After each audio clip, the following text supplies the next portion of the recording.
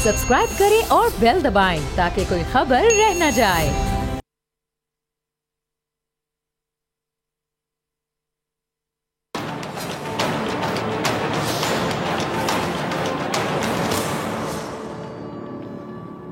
अस्सलामुअलैकुम नाज़रीन, मैं हूं डॉक्टर फिज़ा अकबर खान और मैं हूं पाकिस्तान और आप देख रहे हैं पाकिस्तान के सबसे बड़े न्यूज़ चैनल का नंबर 1 प्रोग्राम ऐसे नहीं चलेगा।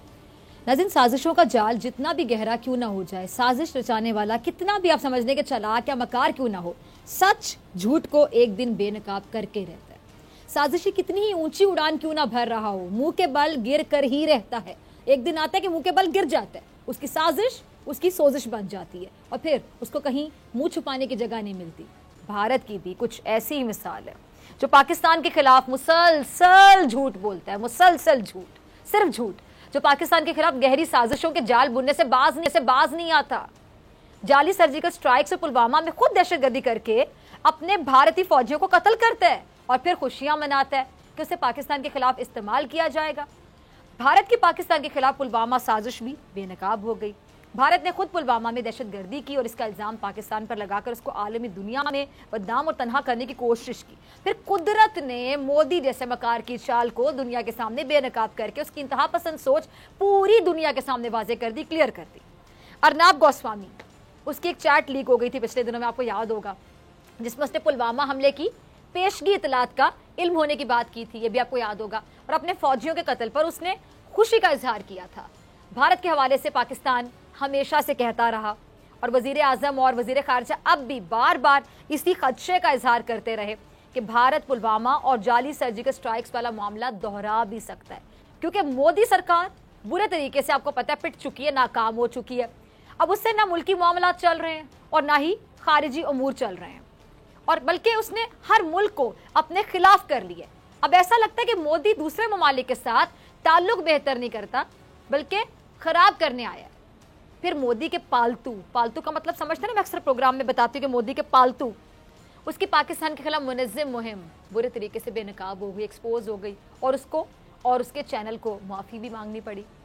अच्छा, बरतानवी वॉच डॉग ऑफकॉम के मुताबिक 6 सितंबर 2019 को होने वाले शो में मेज़बान अर्नब गोस्वामी और मेहमानों के दरमियान बहस हुई और बहस में पाकिस्तान और भारत के दरमियान ताल्लुकात पर अचानक बहस छिड़ पड़ी। हालांकि आप हैरान होंगे, इस प्रोग्राम का जो टॉपिक था, जो मौजू था, वो भारत की जानिब से खला में जो भेजा गया मिशन चंद्रयान 2 वो था। अब अंदाज़ा करें कि टॉपिक क्या था, चंद्रयान 2, और इस घटिया ज़हनियत का शख्स जो है ये बात भारत के खला में भेजे गए मिशन पर होनी थी, और ये जहनी बीमार शख्स, ये नफ्सियाती शख्स, साइको शख्स दरमियान में पाकिस्तान को ले आया, क्योंकि सोते जागते उठते बैठते खाते पीते हर वक्त इनके सर पे पाकिस्तान तो सवार होता है। पाकिस्तान की कामयाबी इनसे हजम नहीं होती है। हर वक्त सोचते हैं कि पाकिस्तान के खिलाफ कुछ साजिश की जाए, पाकिस्तान का कुछ बुरा किया जाए, लेकिन हर दफा इनकी साजिश नाकाम होती है अल्लाह के करम से। प्रोग्राम में अर्नब गोस्वामी और शुरका ने तमाम पाकिस्तानियों को दहशतगर्द करार दे दिया। पाकिस्तान के खिलाफ इतनी हेट स्पीच की, इतनी नफरत का इजहार किया कि ऑफकॉम को यह कहना पड़ गया कि इतनी नफरत तो बर्दाश्त नहीं हो सकती। और ऑफकॉम के मुताबिक ये अल्फाज नफरत अमेज थे, नफरत से भरे हुए थे, नफरत कूट कूट कर झलक रही थी उन अल्फाज में। ऐसा मवाद नशर करने पर पाकिस्तानियों के खिलाफ उन्होंने कहा कि जी अदम बर्दाश्त को फैलाया गया, और बाद में भारतीय चैनल को अपनी गलती भी माननी पड़ी और उस नफरत अंगेज प्रोग्राम पर बरतानिया में नाजरीन से मुआफ़ी भी मांगनी पड़ी। ये इनकी औकात। अब ये मुआफ़ी 280 बार टीवी पर नशर की गई, 280 बार इनकी औकात इनके टीवी पर नशर की गई। अब इसी तरह यूरोपीय यूनियन की डिसइंफो लैब ने इंकशाफ किया कि भारत छोटी और ये जो जाली वेबसाइट्स के जरिए पाकिस्तान का इमेज खराब करने की कोशिश करता है, पूरा नेटवर्क चला रहा है कि पाकिस्तान का इमेज खराब किया जाए। और ये गंदा धंधा, इसको गंदा धंधा ही कहेंगे ना, ये बरसों से जारी है। इन जाली वेबसाइट्स के जरिए पाकिस्तान के खिलाफ जाली मज़ामीन फैलाए जाते थे और भारत इन जाली वेबसाइट्स के जरिए पाकिस्तान के इमेज को दुनिया भर में खराब करना चाहता था। लेकिन इन जाली वेबसाइट्स के इंकशाफ के बाद भारत की ये साजिश भी बेनकाब हो गई, एक्सपोज होगी, बल्कि नाकाम होगी, पिट गई, फ्लॉप हो गई, और इन फेक वेबसाइट्स को बंद कर दिया गया। हिंदुस्तान के मोहरे एक एक करके बेनकाब होते चले गए और अब एक बार फिर डिसइंफो लैब ने भारत और मोदी सरकार की शैतानियत को, घटियापन को, गिरी हुई सोच को बेनकाब कर दिया। डिसइंफो लैब की जो ताज़ा रिपोर्ट है उसमें अब भारत की गिलगित बल्तिस्तान में शरंगेजियों के शवाहिद भी सामने लाए गए। भारत ने मकबूजा कश्मीर में शरपसंदी की वो मिसालें रकम की हैं जिसका कोई रिकॉर्ड नहीं तोड़ सकता। और अब भारत की नजरें आजाद कश्मीर और गिलगित बल्तिस्तान पर हैं।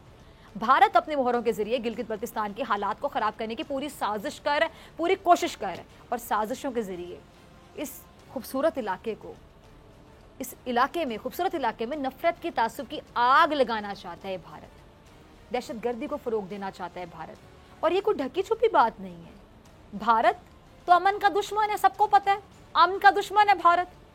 मकबूजा कश्मीर में अपनी जबरी हैसियत मनवाना चाहता है, लेकिन इस मामले में अब तक बुरे तरीके से जलील ही हुआ है, रुसवा हुआ है भारत। और इंशाअल्लाह आगे भी मुंह की ही खाएगा ये भारत। और अब मोदी जो अपना घटिया चेहरा, गिरा हुआ चेहरा, गिरी हुई सोच, मकरू मुंह गिलगित बल्तिस्तान के साफ शफाफ प्लेट में डालना चाहता है।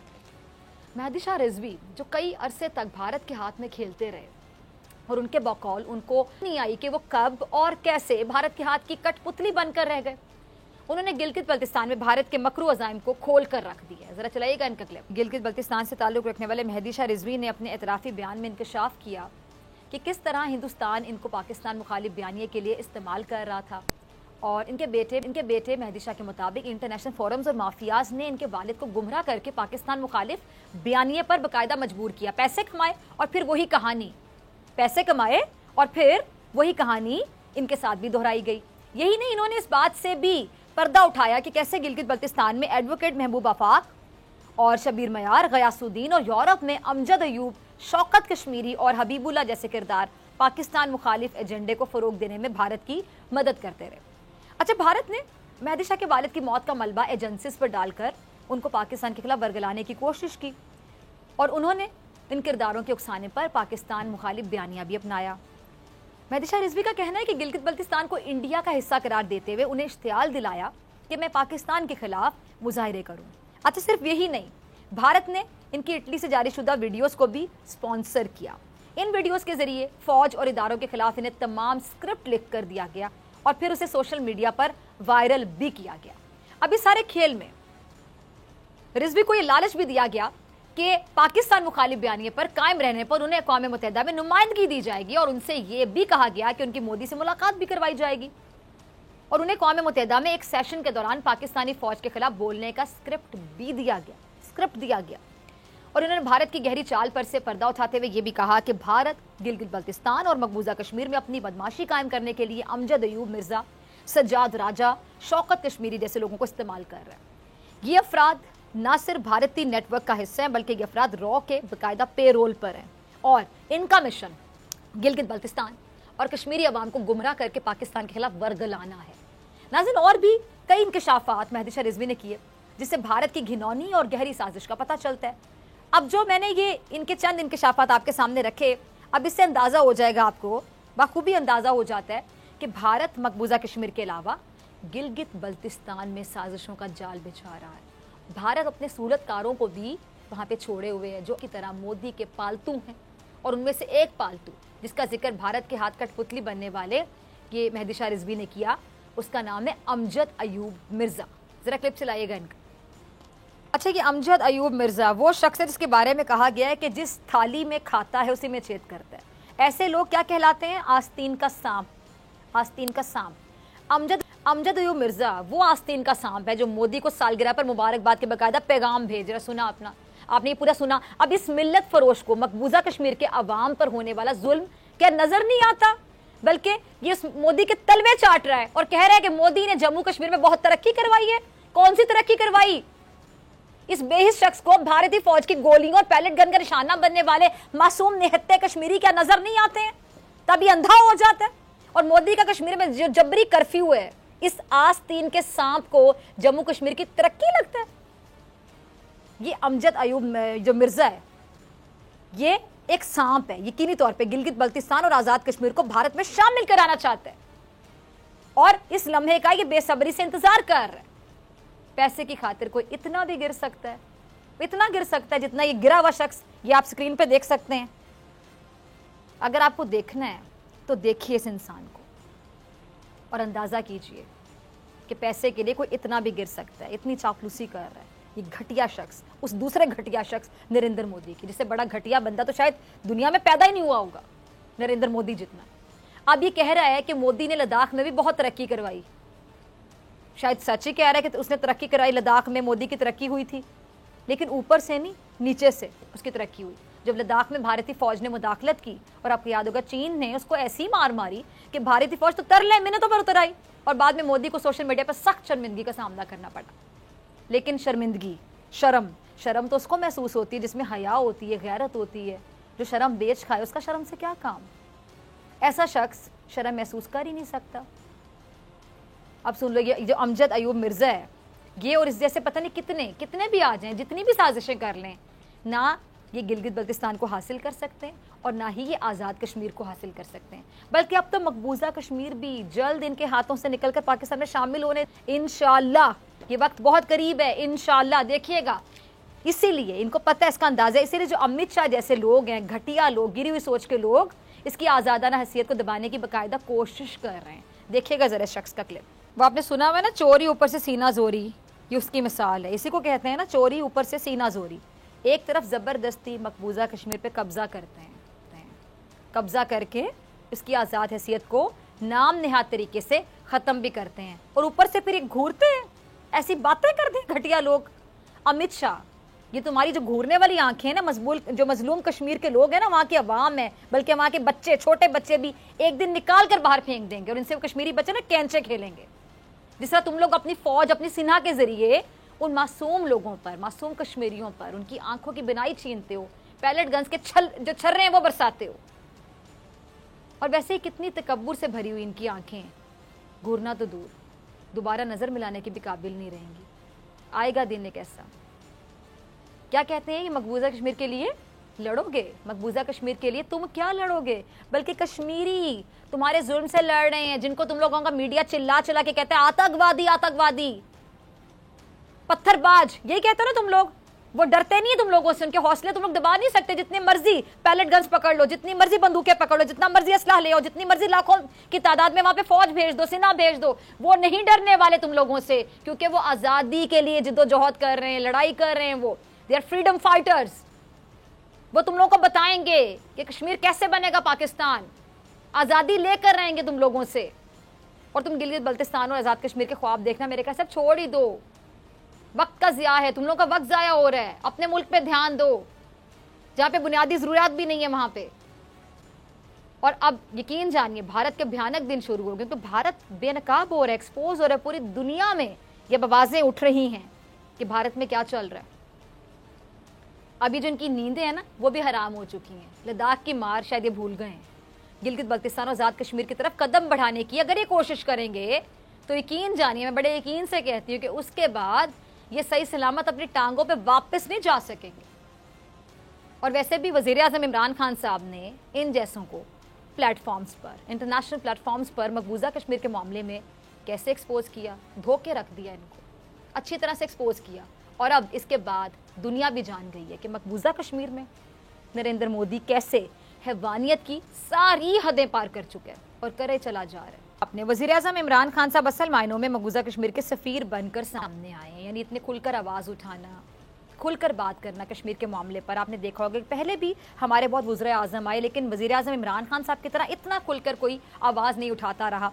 और यही बात भारत को हज़म नहीं होती है। भारत को खटकते हैं इमरान खान साहब, उनको बात हज़म नहीं होती है। भारत को यही खतरा है मेरे ख्याल से कि वज़ीर आज़म इमरान खान साहब से जीतना मुश्किल नहीं है, बल्कि मुश्किल नहीं, नामुमकिन है।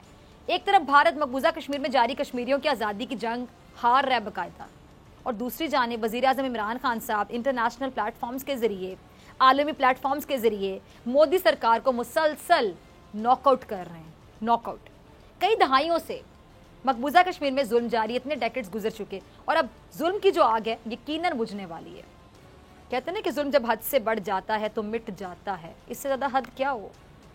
कितनी माओं ने अपने बेटों की कुर्बानियाँ दी हैं, कितने जनाजे वहाँ से उठते हैं, कितने लोगों को बिनाई से महरूम किया गया पैलेट गन के ज़रिए। मासूम बच्चों के साथ वहाँ पे क्या हुआ, ख़वातीन की इस्मत दरी के वाक़यात कैसे पेश आते हैं। इससे ज़्यादा जुल्म की हद और क्या होगी। अब इस जुल्म को तो मिटना है। उसके बाद जो भारत का अंजाम है, भारत शायद खुद खौफ खा जाए अगर भारत उस अंजाम को सोचे एक बार। मकबूजा कश्मीर में आज़ादी के जो परिंदे हैं, यकीन जानिए अनकरीब उड़ने वाले हैं। वहाँ ऐसा तूफ़ान उठने वाला है, जो जुल्म के बुतों को पाश पाश कर देगा और ये मकबूजा कश्मीर जल्द मोदी और उसकी सिन्हा के शर से पाक हो जाएगा इंशाअल्लाह। अच्छा नाज़रीन, मोदी गिलगित बल्तिस्तान और आज़ाद कश्मीर की तरफ आपको पता है किन नज़रों से देख रहा है, क्या ख्वाब देख रहा है, लेकिन ये भूल रहा है कि भारत का अपना जो पंजाब है वही महफूज नहीं, वही खालिस्तान बनने जा रहा है। नजर इसकी हमारे पाकिस्तान पर है, पाकिस्तान को तोड़ने की के ख्वाब देखता है, साजिशें करता है और हर दफा मुंह की खाना पड़ती है इस घटिया शख्स को। अपने खालिस्तान, अपने पंजाब को तो बचाओ जो खालिस्तान बनने जा रहा है। अपना मुल्क, अपना देश तुमसे संभाला नहीं जाता है। मोदी खालिस्तान की तहरीक दबाने के लिए पंजाब के सिख किसानों के गिर्द घेरा तंग कर, सबको पता है, पूरी दुनिया जानती है, पूरी दुनिया उन किसानों को सपोर्ट कर रही है। भारत अकलियतों को दबा रहा है, सबको पता है, वहां पे कोई माइनॉरिटी खुद को महफूज तस्वूर नहीं करती, खा वो मुसलमान हो, सिख हो, क्रिश्चियन हो, कोई भी नहीं। इवन इनके जो निचली जात पात का कॉन्सेप्ट है कि उनकी निचली जात, छोटी जात, बड़ी जात, वहां पे इनकी जो छोटी जात के बकौल इनके छोटी जात के लोग हैं वो कितना सफर करते हैं। अभी इंग्लिश वाला सफर है, बहुत जल्दी उर्दू वाला सफर भी होगा। पता नहीं हिंदुस्तान का सीना चीरकर और कितने पाकिस्तान बनेंगे, जिसका जिम्मेदार खुद ही नरेंद्र मोदी, बीजेपी गवर्नमेंट, इनकी पॉलिसीज, इनकी घटिया पॉलिसीज हैं। और पाकिस्तान की अगर मैं बात करूं तो अल्हम्दुलिल्लाह मेरे मुल्क में अकलियतों का, माइनॉरिटीज़ का बहुत ख्याल रखा जाता है, उनके हकूक़ का हमेशा से ख्याल रखा जाता है। वज़ीर-ए-आज़म इमरान खान साहब ने करतारपुर कॉरिडोर खोलकर ना सिर्फ भारतीय सिखों को खुश किया बल्कि दुनिया को ये पैगाम दिया, एक्चुअली में ये पैगाम दिया कि पाकिस्तान अकलियतों के हकूक़ का कैसा मुहाफ़िज़ है। सिद्धू साहब का क्लिप होगा, टीम ज़रा चलाइएगा। सुना आपने नाज़रीन, एक तरफ मोदी जैसा हिटलर जो अपने ही लोगों को दबाने में लगा हुआ है और ख़ास तौर पे पंजाब के सिख किसानों पर बाकायदा जुल्म कर रहा है, कश्मीर में जुल्म कर रहा है। जालिम शख्स, घटिया शख्स, गिरा हुआ शख्स, दो कौड़ी का शख्स। हिंदुस्तान की धरती पर तरह तरह की वो लोग फसलें उगाते हैं, मेहनत करते हैं, उनकी मेहनत की वजह से ये लोग खाते हैं, भारत को खाना खिलाते हैं। वो किसान मेहनत करके मईशत को मजबूत करने में वो बेचारे किसान अपना किरदार अदा करते हैं। सही सरकार तो वो किसान है, नरेंद्र मोदी या बीजेपी गवर्नमेंट से बड़ी सरकार है वो किसान। मैं सलाम पेश करती हूं उन किसानों को, उनकी मेहनत को, लेकिन मोदी उनकी कदर नहीं कर रहा, बल्कि इतना ताकत का नशा, इतना गुरूर कि उन बेचारों को दबाए चला जा रहा है, उन पर जुल्म किए चला जा रहा है। घटिया शख्स पंजाब के किसानों को बाकायदा तबाह करने पर तुला हुआ है। और दूसरी तरफ वज़ीर-ए-आज़म इमरान खान साहब जो सिखों पर होने वाले जुल्म के खिलाफ भी आवाज उठा रहे हैं, इसे कहते हैं लीडर। और उन्होंने भारत के सिखों के लिए करतारपुर राहदारी का दरवाजा भी खोल दिया। और यही वजह कि पंजाब के सिख किसान भी पाकिस्तान जिंदाबाद के नारे लगा रहे हैं और उधर कश्मीर बनेगा पाकिस्तान के नारे भी लग रहे हैं। और वो दिन दूर नहीं जब मकबूजा कश्मीर में भी पाकिस्तान का इंशाअल्लाह पाकिस्तान का हिस्सा होगा और भारत का पंजाब भी खालिस्तान बनकर ही रहेगा। ये तो होना है, ये तो होगा और इसका जिम्मेदार खुद ये नरेंद्र मोदी होगा, इसकी घटिया पॉलिसीज होंगी। और ये जो गिलगित बल्तिस्तान और आज़ाद कश्मीर के ख्वाब देखते हैं नरेंद्र मोदी, मैली आंख से भी ना देखना, क्योंकि तुम्हारा भर चुका है, तुम्हारी आंखें हम निकाल लेंगे। तुम जानते नहीं हो पाकिस्तानियों के जज्बे को, और ये जो जुल्म का घड़ा तुम खुद भर चुके हो, अब वो तुमसे खुद चीख चीख कर कह रहे हैं कि बस अब ऐसे नहीं चलेगा। मिलते हैं ब्रेक के बाद।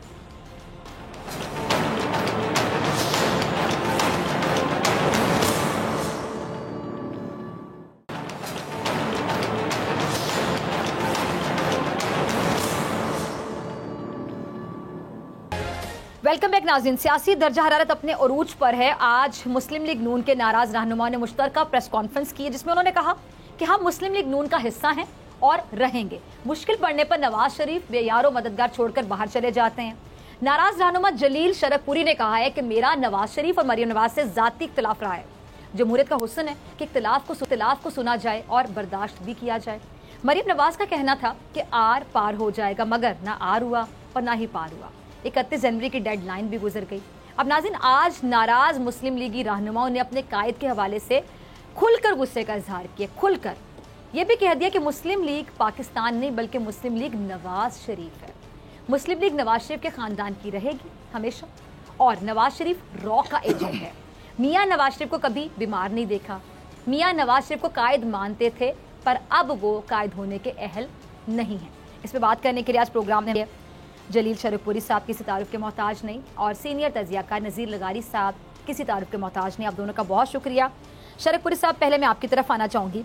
सबसे पहले तो आपसे जानना चाहूँगी कि सेनेट इलेक्शन में आप लोगों की जो हिकमत अमली है वो क्या होगी। आप लोग तो इस वक्त अपनी पार्टी से नाराज़ हैं, तो फिर इस बार आप लोग किसका साथ देंगे? पहली बात तो ये है कि ये नाराज़ का लफ्ज़ इस्तेमाल करना कोई मुनासिब नहीं है। कोई हम नाराज़ नहीं है, इख्तिलाफ है। ठीक है। और दूसरी बात ये है कि आपने एक कहा कि मियां नवाज शरीफ रा के एजेंट हैं। ये एक हमारे साथी ने ये ज़रूर कहा, मेरी ये ओपिनियन है, उन्होंने भी ये बात कही, मेरे हिसाब से गलती है उनकी। मियां साहब को हम किसी सूरत ये नहीं कह सकते। हम ये तो कह सकते हैं कि उनके बयानिए का फ़ायदा रा को पहुँच रहा है या उनके बयानिए का फ़ायदा इंडिया को पहुँच रहा है, लेकिन ये तो किसी सूरत नहीं कह सकते कि अच्छा शरक पुरी साहब, आपने कहा कि उनकी गलती, आप उससे अग्री नहीं करते, लेकिन इतनी बड़ी बड़ी गलतियां को कैसे कर सकता है? उन्होंने किसी बात की बिना पर ही बोला होगा ना? नहीं, ऐसा नहीं है। देखिए, वो मियां साहब ने जो कुछ भी कहा है वो अपने ज़ाती परेशानी के अंदर वो बातें की हैं उन्होंने। सही। और मेरा भी यही इख्तलाफ राय रहा है कि वो अपने जो उनके खिलाफ मुकदमात हैं उनकी वजह से वो प्रेशर में है, दबाव में है, और दबाव में आके वो ऐसी बातें कर रहे हैं अदलिया के ख़िलाफ़, पाक फ़ौज के ख़िलाफ़, पाकिस्तान की हुकूमत के ख़िलाफ़। तो ये अंदाज़ परेशानी में जो अख्तियार उन्होंने किया है ये ठीक नहीं है। यकीनन उनके इस बयानिए का इंडिया फ़ायदा उठा रहा है और उसको फ़ायदा है। अगर पाकिस्तानी कौम या नवाज शरीफ साहब के कहने के ऊपर पाक फ़ौज के ख़िलाफ़ हो जाए तो यकीनन फ़ौज अपना एतमाद खो बैठेगी। तो जब हमारी फ़ौज अगर एतमाद अपना खो बैठेगी तो यहाँ कल इंडिया की फ़ौज बैठी होगी। फ़ौज तो कोई ना कोई रहनी है। तो लिहाजा हमें अपनी ही फ़ौज का एहतराम करना है, और ये नहीं कि गलतियाँ फ़ौज के अंदर नहीं हो सकती। कोई जनरलों की मिस्टेक्स हो सकती हैं, लेकिन वो मिस्टेक्स ऐसी हैं कि जैसे हमारे अपने से कोई गलती हो गई, उसको उछालना, बॉर्डर पार बैठ के बातें करना, फ़ौज को बदनाम करने की कोशिश करना, ये सरासर ज़्यादती है और शदीद गलती है। सही, ठीक है। लगारी साहब, आपने शरक पुरी साहब को भी सुना। अब इनके अपने रहनुमा ये कह रहे हैं, जैसे कि उन्होंने कहा कि उनकी गलती से उन्होंने कह दिया। मुझे तो समझ नहीं आती इतनी बड़ी गलती को कैसे कर सकता है, और सिर्फ अपनी डिप्रेशन में, अपनी परेशानी में कि आपने अपने कायद को कह दिया रॉ के एजेंट हैं। अच्छा खैर, चले कह दिया इन्होंने। फिर मरियम बीबी अपने वालिद के नक्शे कदम पर चल रही हैं, और अगर शहबाज शरीफ साहब पार्टी के मामला चलाते हैं लगारी साहब, तो फिर आपको क्या लगता है कि पार्टी का इतना बुरा हाल होगा, या कदरे बेहतर लगती है आपको पार्टी अगर शहबाज शरीफ साहब मामला चलाएं? पहले जो आपने कहा है ना कि इतना ही बुरा हाल होता, मेरे ख्याल में बुरा हाल नहीं है। और पाकिस्तान मुस्लिम लीग अब भी एक बड़ी पार्टी के तौर पर मौजूद है और सियासी मैदान में मौजूद है। अच्छा, अब आपकी क्या हिकमत अमली है? और जो बैकडोर राब्ते के हवाले से कुछ खबरें आ रही हैं, आपसे कोई बैकडोर राब्ते भी किए जा रहे हैं क्या? आप लोगों को हुकूमत की जानिब से किसी किस्म की कीन दहानी करवाई गई? नहीं, कोई ऐसी बात नहीं है। हुकूमत के साथ कह लें, बुज़दार साहब के साथ या इमरान खान साहब के साथ मेरा ज़ाती एक तल्लुक़ खान साहब से काफ़ी देर से रहा है, और बुज़दार साहब से तो अब एक मिलना जुलना हुआ है, लेकिन कोई उनकी तरफ से यकीन दहानी नहीं, कोई ऐसी बात नहीं है। हाँ, हल्के की जब बात करते हैं तो वो मोहब्बत से लेते हैं, और हमारे हल्के के बेशुमार मसाइल उन्होंने हल किए जो अभी जिस हद तक वो कर सकते थे। तो मैं समझता हूँ कि ये हमारा हक़ है कि हम इलाके की परेशानी, इलाके की ज़रूरत उन तक पहुँचाएँ, और उनकी मेहरबानी है कि अगर वो उसको मोहब्बत से ले लें, उसको सुने और उसका हल भी कर दें। अच्छा, बुज़दार साहब से भी लोगों को बड़ी शिकायत हैं, आप देख रहे होंगे, उनके भी बड़े नाराज़ कुछ लोग हैं जो कि अब टीवी पर भी आ रहे हैं। वो कहते हैं जी बड़ी करप्शन हो रही है, और बुज़दार साहब से कहा जा रहा है कि प्लीज़ आप नोटिस लें, पंजाब में अब करप्शन बड़े पैमाने पर। आपको लगता है इन खबरों में भी कुछ सदाकत है? देखिए, करप्शन जो दफातर की हद तक है, अगर बात कही जाए कि वो उसमें तो कोई कमी नहीं आई, बल्कि सुनने में ये आता है कि पहले से बढ़ गई है। अब मुझे ज़ाती तौर पे तो एक्सपीरियंस नहीं है, ना पहले ना अभी, लेकिन पब्लिक की ओपिनियन को ही हम समझते हैं कि वो एक सॉलिड राय हो सकती है कि लोग कहते हैं कि थाने कचहरी के अंदर करप्शन पहले से बढ़ गई है। तो अगर वो पहले से बढ़ गई है तो ये एक हुकूमती गलत हिकमत अमली तो हो सकती है, लेकिन बदनीयती नहीं हो सकती। ठीक है। ना तो बुज़दार साहब की नीयत में कोई ऐसा कोई एलिमेंट है कि उनमें कोई ऐसी खामी हो, तो परफॉर्मेंस में कोई खराबी है, मैनेजमेंट में खराबी कि मैनेज नहीं कर पा रहे, नीयत चले अच्छी होगी। हाँ, ये कह सकते हैं कि कुछ ना कुछ तो ऐसी कमज़ोरियाँ आई हैं जिस वजह से महंगाई ज़्यादा हुई है, या डॉलर की जो प्राइस है उसके ऊपर कंट्रोल नहीं रहा। कुछ ना कुछ तो ऐसी गलतियाँ हुई हैं जिस वजह से अवाम के अंदर अफरा तफरी है। लेकिन हम ये उम्मीद रखते हैं कि चूँकि खान साहब की नीयत ठीक है, उनका विजन ठीक है, और वो इंशाअल्लाह ताला अगर उनको सही चलने दिया जाए तो पाकिस्तान को सही सीमत ले जाएंगे। अच्छा जी, लगारी साहब आपकी तरफ आना चाहूंगी। लगारी साहब, इससे पहले कि हम इस टॉपिक पे बात करें, पीडीएम के हवाले से मुझे आपसे बात करनी है, लेकिन शरक साहब ने एक बड़ा अच्छा अहम पॉइंट रेस किया, तो मैं चाहती हूँ जरा ये क्लियर कर लूँ मैं कि इमरान खान साहब की नीयत बहुत अच्छी है, बहुत अच्छी नीयत है, बहुत अच्छी नीयत है। नीयत सुनते सुनते 2.5 साल हो गए हैं, आधा टेन्योर पूरा हो चुका है। नीयत अच्छी हो, परफॉर्मेंस अच्छी ना हो। अब आप देख रहे हैं ट्रांसपेरेंसी इंटरनेशनल क्या कहता है, फिर ये इस तरह ये नाराज है, कह रहे हैं मुझे नाराज ना कहें। इस तरह पीटीआई के भी कुछ नाराज लोग अब टीवी पर आ गए कि बुज़दार साहब जो हैं उनकी नाक के नीचे बहुत कुछ हो रहा है, बहुत ज़्यादा करप्शन हो रही है थाने कचहरियों में, बहुत से इदारों में करप्शन हो रही है। तो आप कैसे देखते हैं इस करप्शन को? नया पाकिस्तान यही था जिसका ख्वाब दिखाया गया था, तब्दीली का नारा लगाया गया था। तब्दीली तो मैं यही नजर आती है कि आज इस चेहरे को उठा के वहां लगा दिया, उसको उठा के वहां से वहां लगा दिया। इससे तो तब्दीली मुझे तो 2.5 साल में नजर नहीं आई, आपको नजर आई? और नियत पे हम कब तक चलें? नियत के साथ परफॉर्मेंस कोई चीज होती है, मैनेजमेंट स्किल्स कोई चीज होती है। नहीं, नियत का मामला भी अलग है। और दूसरी बात यह कि इन्होंने जीरो गवर्नेंस की है, इन्होंने कोई गवर्नेंस नहीं प्रोड्यूस की, इन्होंने कोई चीज करने की इनकी नियत ही नहीं थी, पहली बात है। दूसरी बात यह है कि ये अब इस तकरार को बंद होना चाहिए कि बंदा तो ईमानदार है, नहीं है, हम नहीं कहते हैं। हम इस बात को जिस दौर के अंदर पाकिस्तान में करप्शन अपनी आखिरी हदों को छू रही हो, जिसमें ट्रांसपेरेंसी इंटरनेशनल की रिपोर्ट ने हमारे सर शर्म से झुका दिए हों, वहां पर हम कैसे कह सकते हैं कि जनाब बंदा ईमानदार है और बंदा दयानतदार है? इस तरह की बातें अब खत्म होनी चाहिए। अब लोगों को इस पर मेरिट पर देखा जाना चाहिए। इस हुकूमत ने मुल्क के आवाम के लिए, आम आदमी के लिए बेशुमार मसाइल पैदा किए हैं और आम आदमी का जीना दो भर हो गया है, बहुत शदीद मुश्किलात का शिकार है। आम आदमी अपने वो उस गुजर बसर से भी गया गुजरा हो गया है, जिस गुजर बसर में वो माजी में अपना दिन गुजार रहा था, अपने बच्चों की पेट पाल रहा था, वो नहीं रहा। इन्होंने मकान देने थे 50 लाख, इन्होंने हजारों बल्कि लाखों घर गिरा दिए। घर भी वो जो 1 मरले 2 मरले पर बने हुए थे। इन्होंने लोगों को रोजगार देना था, इन्होंने लोगों से रोजगार छीन लिया। इन्होंने माफिया को कंट्रोल करना था, इन्होंने माफिया की परवरिश की, उनको गोद में बिठाया, उनको अपने पहलू में बिठाया और उनके साथ बैठे हुए जो लोग चीनी माफिया, पेट्रोल माफिया, आटा माफिया के लोग हैं, वो इनके पहलू में इनके साथ बैठे हुए हैं और इनके अहम तरीन इजलासों में शरीक होते हैं। तो हम कैसे कह सकते हैं कि जनाब इनकी बंदे की नीयत तो ठीक है यार और बंदा तो ईमानदार है? तो हम ऐसे कैसे कह दें जब ये सूरत है? नियत पे मुल्क चलता रहेगा। अच्छा, मैं शरकपुरी सब कुछ ऐड करना चाह रहे हैं। मैं अगर अर्ज करूं, अगर मैं लगारी साहब की बात को 100% दुरुस्त भी समझूं तो फिर इसका हल क्या है?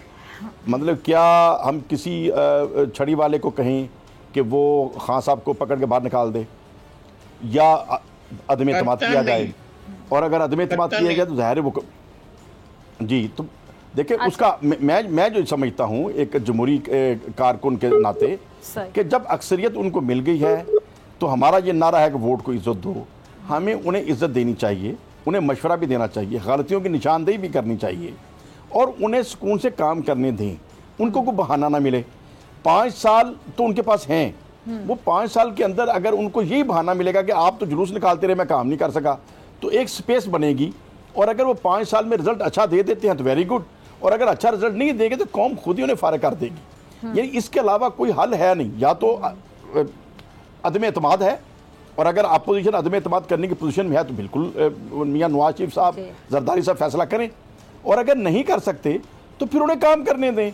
उनको ये बहाना ना दें 5 साल के बाद कभी आपने तो मेरी सड़कें ब्लॉक रखी। ठीक है, अच्छा लगारी साहब के साथ फिर राब्ता मुनक़ता हो गया। अच्छा शरकपुर साहब, आपने प्रेस कॉन्फ्रेंस में आप लोगों ने ये भी कहा है कि जो सरबरा PDM है फजलुर रहमान साहब अगर सेनेट के रुकन बन जाएं तो सब हलाल हो जाएगा। क्या क्या हलाल हो जाएगा, कुछ जरा बताइएगा। देखिए फजलुर रहमान साहब शुरू से जो शोर डाल रहे हैं कि ये असम्बलियां गलत हैं और उनसे इस्तीफा देते हैं, वो इसलिए कह रहे हैं कि वो असम्बलियों के अंदर नहीं है। अभी सेनेट के इलेक्शन हो रहे हैं तो सभी वो फिर इलेक्शन लड़ने का इरादा भी कर रहे हैं और इसी नाजायज असम्बलियों से वोट लेना चाह रहे हैं। और अगर वो कामयाब हो जाएंगे तो सुकून से बैठ जाएंगे, और अगर वो सेनेट के अंदर ना जा सके तो फिर यही शोर शराबा करेंगे। तो ये तो एक अमली तौर पे नज़र आ रहा है ना, उससे मैंने अपना एक तबसरा किया है। अदरवाइज़ मौलाना फजल रहमान साहब का जो एटीट्यूड है, मैं तो उसे फेवर नहीं करता। मैं नहीं समझता कि वो उबल वतनी के अंदर कोई बात कर रहे हैं या उनका स्टाइल कुछ जमहूरी स्टाइल। नून लीग को जो सपोर्ट नहीं किया आवाम ने, जैसा कि हर जलसे से पहले, हर जुलूस से पहले, हर जगह जाने से पहले, हर जगह प्लाउ डालने से पहले मरियम साहबा कहती थी बड़े कॉन्फिडेंस के, तब अब आर हो जाएगा, पार हो जाएगा, आज ये हो जाएगा, तारीख रकम हो जाएगी, कल ही जैसे पता नहीं PTI की गवर्नमेंट रिजाइन कर देगी।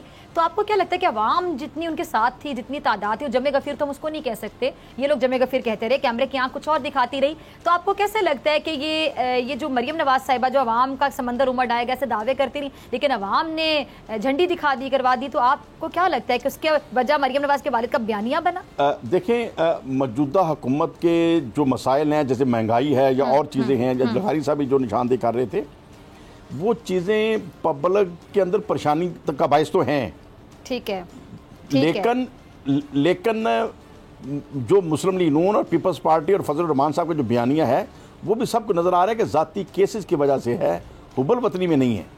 वो एक ज़ाती मसाइल हैं जिसकी वजह से वो लोगों को इस्तेमाल करना चाह रहे हैं और लोग इस्तेमाल नहीं हुए। ठीक है जी, ठीक है। लगारी साहब, आपसे जानना चाहूंगे, आप मेरे साथ मौजूद हैं, कि अब आपको क्या लगता है पीडीएम इत्तेहाद बाकी रहेगा? क्या मुस्तकबिल दिखाई देता है आपको पीडीएम का? पीडीएम जो बड़े दावे करके बनी और आगे जो चाह रहे हैं वो आपको नजर आता है मुस्तकबिल करीब में? मसला ये है कि अगर पीडीएम ना भी हो तब भी क्या हमें क्या उम्मीद क्या रखनी चाहिए?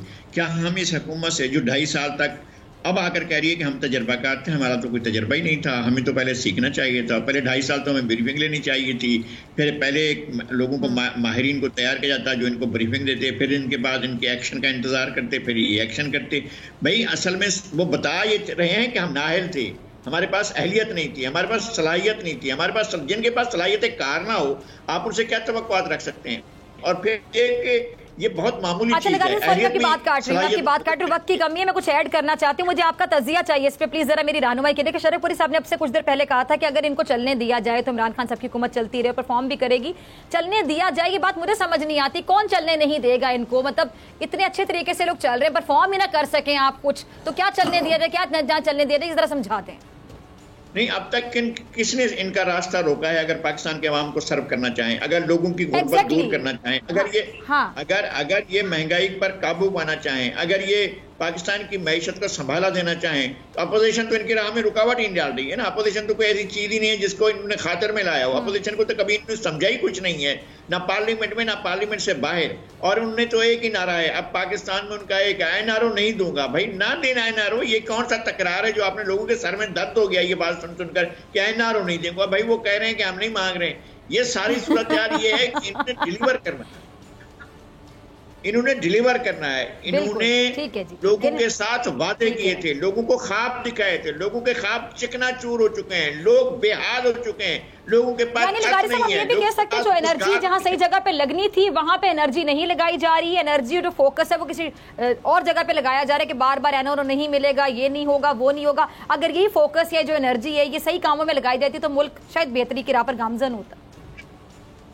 यकीनन ऐसा है। अगर इस एनर्जी को जिस तवातुर के साथ इन्होंने, और मैं कहता हूं कि आपने अब तक हासिल क्या किया है? आपने इतने केसेस बनाए हैं, आप नवाज शरीफ से, आसिफ अली जरदारी से, शहबाज शरीफ से, हमजा शहबाज से, ख्वाजा साद रफीक से, शाहिद खाकान अब्बासी से, फरियाद टालपुर से, कोई एक रुपया आपने निकाल कर कहा है कि जनाब ये हम पाक कौम खजाने में जमा करा रहे हैं और हमने ये साबित कर दिया है? कोई एक चीज 2.5 साल में कुछ तो करते, सवाए इंतकाम के और कुछ किया ही नहीं है उन्होंने। तो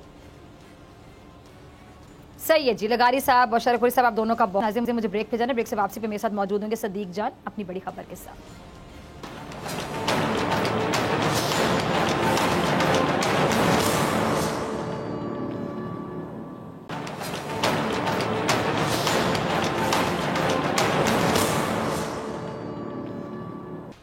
वेलकम बैक नाज़रीन। अल्लामा इकबाल के नस्ब किए गए मुजस्मे की आखिर हकीकत क्या है? मुजस्मे की खबर 6 माह बाद सबसे बड़ी खबर क्यों बन गई? पंजाब हुकूमत के मौक़िफ़ में कितना दम है? पूरी खबर जानने की कोशिश करेंगे नुमाइंदा खुसूसी सदीक जान से। सदीक, अंदर की खबर क्या है?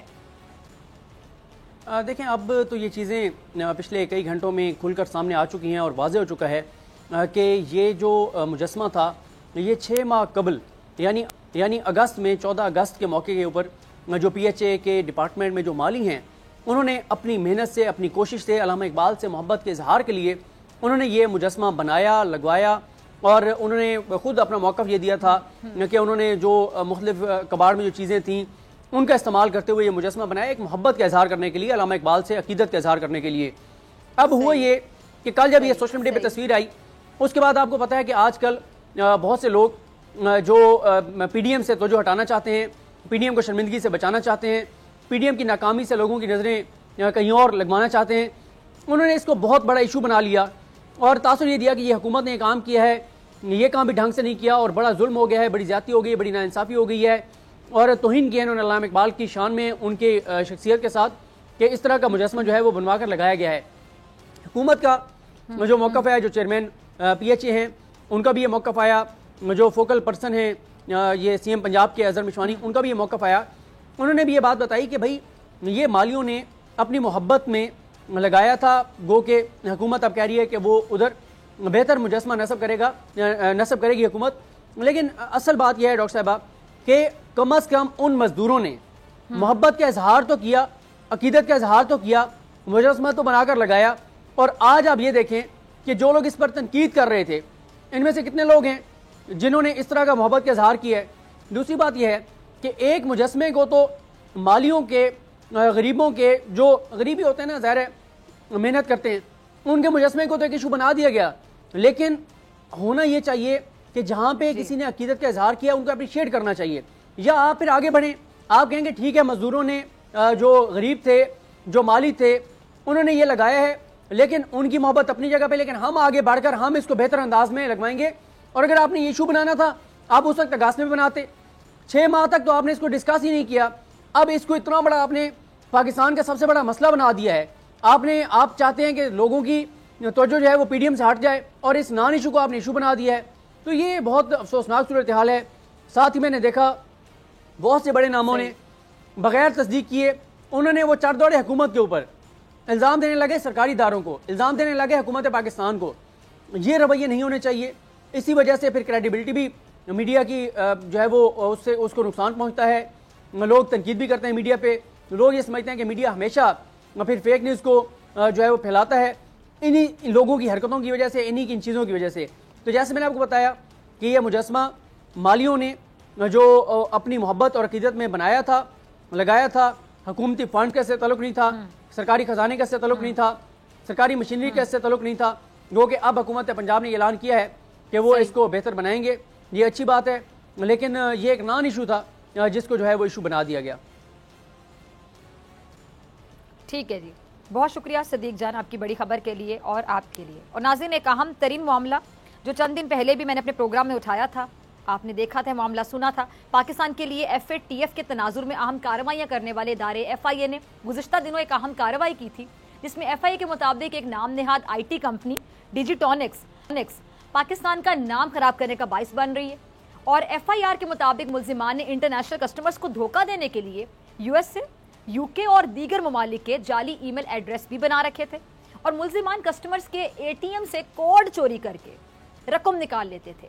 FIR में यह भी दर्ज है कि जाली ट्रांजैक्शंस के लिए जो डिजिटॉनिक्स है इसने 12 बैंक अकाउंट्स बना रखे थे। 12 छापे के दौरान FIA ने कंपनी दफातर से क्लाइंट से जो जालसाजी की कॉल रिकॉर्डिंग्स हैं वो भी हासिल की। और FIR में यह भी कहा गया कि गैंग फ्रॉड, ब्लैकमेलिंग और भत्ता वसूल करने के लिए कस्टमर्स को हिरासत भी किया जाता था। अच्छा, FIR के मुताबिक मुल्जिमान ट्रेडमार्क और वेबसाइट्स डेवलपमेंट के नाम पर कस्टमर्स को झांसा देते थे और जो कंपनी का नेटवर्क है और गैंग नाम और शनाख्त बदलकर मुख्तलिफ जो क्लाइंट्स हैं उनसे बाकायदा डीलिंग करते थे। अब इस तमाम मामले पर वोल ने अहम तरीन मालूमात हासिल कर ली, जिसके मुताबिक FIA इस्लामाबाद के आला हुकाम ने सिंध साइबर क्राइम विंग के आला अफसरान को हिदायत की है कि वो किसी भी किस्म के दबाव में ना आए और कानून के मुताबिक केस की कार्रवाई का आगाज करें। अच्छा, FIA हेडक्वार्टर के जो आला अफसरान हैं उन्होंने इस मामले को कानून के मुताबिक निपटाने की हिदायत करते हुए कहा कि इस मामले पर किसी भी किस्म का प्रेशर न लिया जाए और केस के तमाम पहलुओं पर तहकीकात भी की जाए। अब नाज़रीन, दूसरी जानिब additional director cyber crime Sindh Faizullah Korejo और डेप्यूटी डायरेक्टर अब्दुल गफ्फार के मुताबिक केस से मुतालिक सारे मामलात इस्लामाबाद से डील किए जा रहे हैं। अब इसमें यह बात भी अहमियत की हामिल है, अहम है कि FIA ज़राए के मुताबिक मनी लॉन्ड्रिंग का मकरू धंधा मुख्तलिफ इन्वेस्टर्स की मदद से अब भी बड़े पैमाने पर जारी है, लेकिन विफाकी इदारे में मालिकान को बचाने और रिलीफ देने के लिए 2 अलग अलग लॉबियां सरगर्म हैं और डिजिटॉनिक्स और 20 से ज़ायद दीगर मुल्क दुश्मन कंपनीज के मालिकान को बचाने की दौड़ जारी है। जबकि डिजिटॉनिक्स और जो दीगर कंपनीज हैं इन्होंने अपने मुलाजिमीन को हिदायत की है कि घर से बैठकर ऑनलाइन काम करें, जिसका खातिर ख्वाह मुआवजा उन्हें दिया जाएगा। अब इस मामले में जिस तरह के हकायक सामने आ रहे हैं ये बेहद तशवीशनाक हैं और पाकिस्तान को आलमी दुनिया में बहुत नुकसान पहुंचा सकते हैं, बहुत नुकसान। एक्सपर्ट्स क्या कहते हैं? एक्सपर्ट्स के मुताबिक मनी लॉन्ड्रिंग में मुलविस जो कंपनीज हैं उनके खिलाफ कार्रवाई में ताखीर से पाकिस्तान का जो बैनुल अक़वामी तशख़्ख़ुस है वो मजरूह होने का खतरा बढ़ चुका है। ज़राए का कहना है कि पाकिस्तानी इदारों को FATF की सैंक्शन से बचाव के लिए फौरी कार्रवाई करना होगी, क्योंकि कई कंपनीज के मालिकान ने बैरून मुल्क फरार होने की कोशिशें भी शुरू कर दी हैं। अच्छा, डिजिटॉनिक्स जैसे स्कैंडल में मुलविस कंपनीज के जिम्मेदारान को फौरी ECL में डाला जाए तो हालात को कंट्रोल किया जा सकता है, क्योंकि मनी लॉन्ड्रिंग जैसे मकरू कारोबार में मुलविस अफराद मुल्क और कौम के लिए शदीद हजीमत का बाइस बन सकते हैं। ज़राए का मजीद क्या कहना है कि FIA के DG Ehsan Sadiq, cyber crime wing के DG मोहम्मद जाफर और additional director cyber crime wing Sindh Faizullah Korejo और डेप्यूटी डायरेक्टर अब्दुल गफ्फार बहुत अच्छी शोहरत के हामिल अफसरान हैं जो मुल्क की बदनामी का बायस बनने वाले इस केस को पाया तकमील तक पहुंचाने का अज़म रखते हैं। अब इसके अलावा कुछ दीगर कंपनीज हैं जो FIA के रडार पर हैं और किसी भी वक्त उनके खिलाफ कार्रवाई अमल में लाई जा सकती है। डिजिटॉनिक्स पर कार्रवाई के बाद AB टेक, सेलसॉफ्ट, लेजेंडेक्स, ऑलिव डिजिटल और क्वाडटेक ये वो कंपनीज हैं जो मुल्क दुश्मन कंपनीज पर जल्द क्रैकडाउन होने की खबरें, चूंकि इन कंपनीज में भी गैर कानूनी और इसी तर्ज पर धोखाधड़ी और मनी लॉन्ड्रिंग से मुंसलिक कारोबार जारी है। अब इस पूरी सिचुएशन में नाज़रीन, पूरी सूरत हाल में अवाम हैरान है कि ये कैसा माफिया है जो अपने ऊपर हाथ पड़ते हुकूमती इदारों में अपने ताल्लुकात इस्तेमाल करके FIA जैसे हाई प्रोफाइल इदारे की कार्रवाई में खलल डालने की कोशिश कर रहे हैं। अवाम इक़्तिदार में बैठे वजीर और अहम ओहदेदारों की जानिब देखते हैं और उम्मीद करते हैं कि किसी भी माफिया का जोर इस बार नहीं चल सकेगा और मुजरिमान के खिलाफ मेरिट की कार्रवाई करके इस मामले को अपने अंजाम तक पहुंचाया जाएगा, क्योंकि ये नया पाकिस्तान है। इसी के साथ डॉक्टर फिजा अकबर खान को दीजिए इजाजत। आपसे मुलाकात होगी इंशाल्लाह कल सेम टाइम सेम चैनल। अगर जिंदगी ने वफा की, दुआ में याद रखें, अपना बहुत ख्याल रखिएगा। अल्लाह ने के बाद